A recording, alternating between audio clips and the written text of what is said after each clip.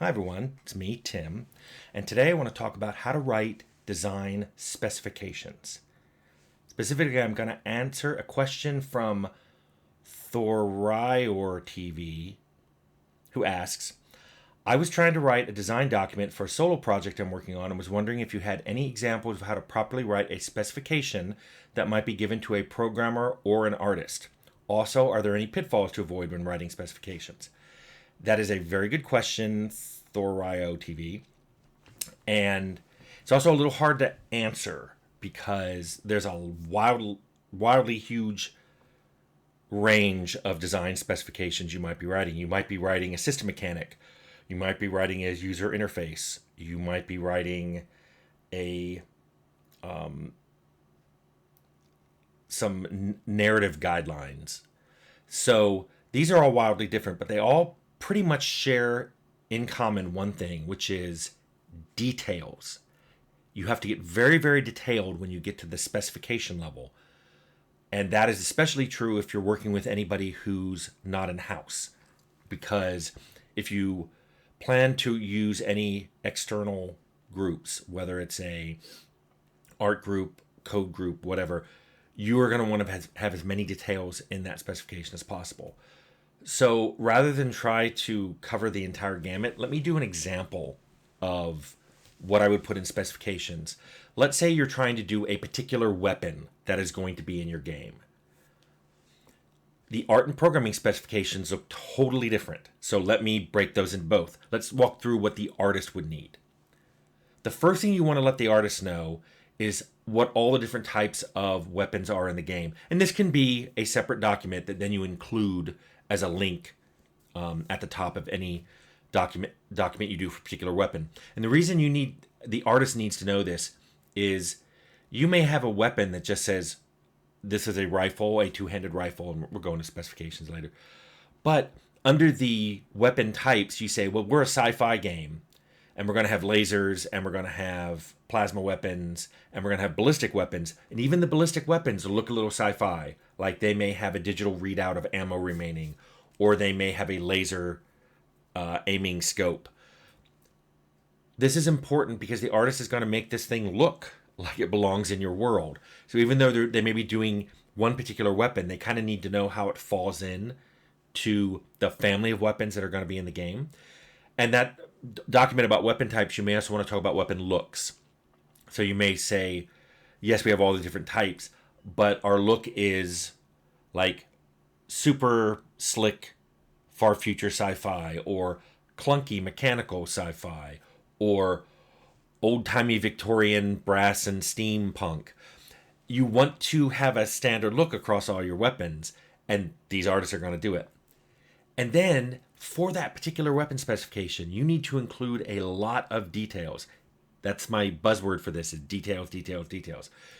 The artist is going to know whether it's a one-handed or two-handed weapon, because that will determine what animation to use for firing it. Again, they want to refer to that weapon types document to know how many different animations they're going to need. They may be able to get away with one-handed animation, but two-handed animations, there may be one like this, there may be one like this.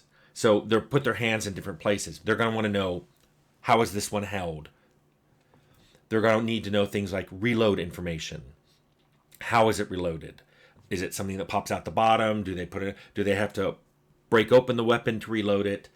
What ammo goes into it? Because ammo will be a separate item that artists will be making, and you want it to look, at least visually, sort of like what they're putting into this weapon. They want to know information on how it gets wielded and unwielded. Does it just appear in their hand? Do the hands go down and then come back up with it? Do they reach behind them and pull out something? This is both for what it looks like when you see someone do this, but also when it's first person and in a first person game when you see yourself do it. There will be all kinds of information on how aiming is done with this weapon. Is it just fired from the hip? Does it have iron sights that you look down? Does it have scopes that bring up a whole new screen that magnifies and has crosshairs? All of these, they're going to want some basic timing info, like here's how long it takes to wield the weapon. Here's how long it takes to aim it. Here's how long it takes to fire it and recover. Here's how long it takes to reload it. Well, they'll also probably want to know if there's ever going to be any perks or skills or anything else the player can get that will change that timing. Because if it's too fast, some animations would be hard to do, and if it's too long, some animations would look really weird if they're really long. So knowing what that range is will help them decide an animation to use. They also need to know, speaking of animations, they probably want to know things like what non-combat animations still retain showing the weapon and what don't. For example, when you're walking with a weapon, it may show the weapon. When you're running with the weapon, it may show it. Although I've worked on some games where when you run, the weapon disappears. And then there are animations that certainly never show the weapon. Like when you go to pick a lock, the weapon just disappears. And they may want to know, do you want it to disappear or do you want them to unwield it, pick the lock, and re-wield it? And then if you do, then you have to add all those timings together to figure out how long will it take to pick a lock. It's unwield, pick, re-wield. Knowing that if someone doesn't have any weapon in their hand, it will use the faster timing. So you have to take all these into account and talk to your artist about it. This is just for one weapon, by the way. Now, let's contrast that to what the programmers will want to know for that exact same weapon. Now, they're going to need weapon animation data. Some of this will come from designers. Some will come from artists. For example, you may be in charge of what animation states there are and what the timings are, but the artists will be the ones who say, well, these states can blend to and from these other states and these can't. Things like when you're holding a weapon, you can blend into aim or you can immediately blend into fire. Some states are animated, so when you're holding it, it may have an idle where there's an animation for the holding. So some of them won't. It'll just be, here we go. The programmers will have to know what happens on interrupt. If I'm reloading a weapon and I get attacked, what's supposed to happen?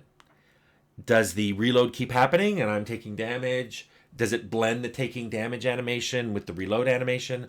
Is the reload halted?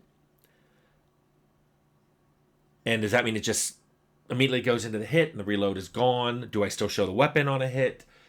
Does ammo get reloaded? If I'm interrupted in the middle of a reload, is it partially loaded? Is it fully loaded if it reaches some point in the animation and zero loaded if it didn't reach that point? So if you're showing someone shoving in a bunch of a clip and after it gets shoved in, they get hit, is it fully reloaded? If they're bringing it up and they get hit, is it not loaded at all? These are things the programmers are going to want to know. They also need to know what happens on failure. What happens if the player says they want to reload and they have no ammo? Does it show something? Does it show the animation start and stop? Does it just go no ammo? They need to know that. There also has to be a lot of weapon data. And the programmers want to know what of this weapon data needs to be exposed to designers. And by exposed, I mean it's available for them either through a tool or through like Unity lets you expose variables in the structure itself, so it's visible in the Unity inspector.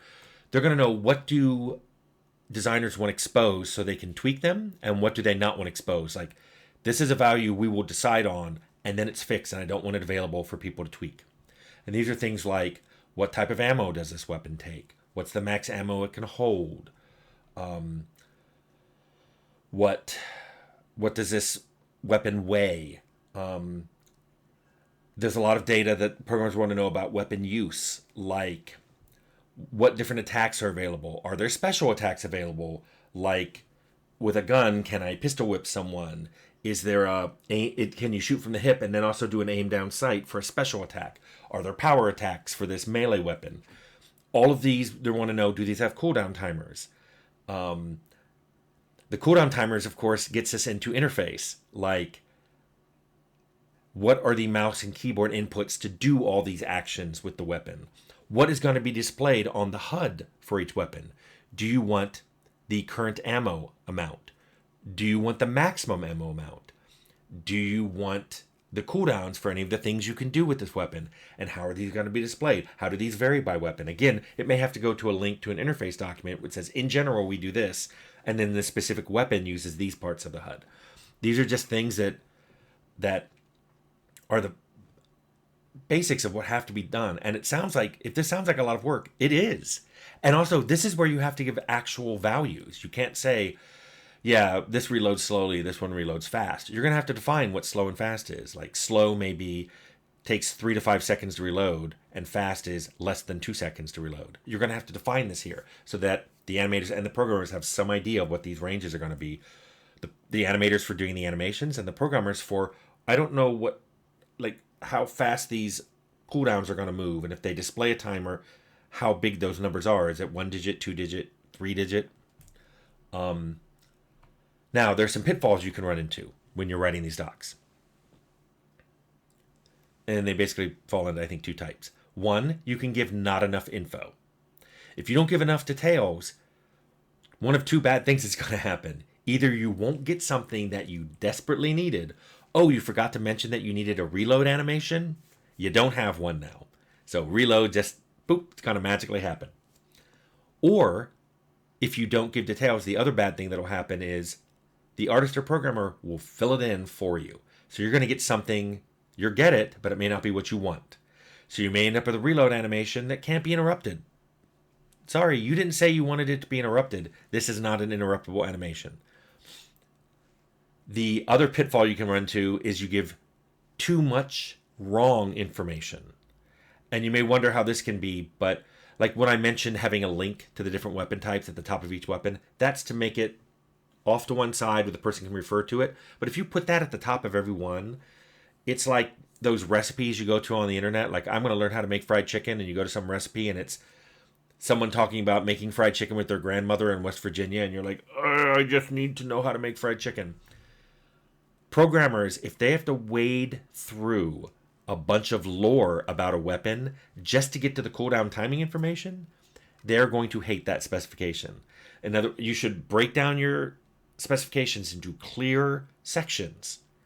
And some of those sections, like types of weapons you have, could be done once and just linked to, rather than repeat that at the beginning of every single weapon specification. So if you give too much wrong information, your programmers and artists are either going to not find what they want and miss it, do something wrong, then you get mad at them because the information was there, and they're mad at you because they felt like they had to dig it out of a section on narrative design.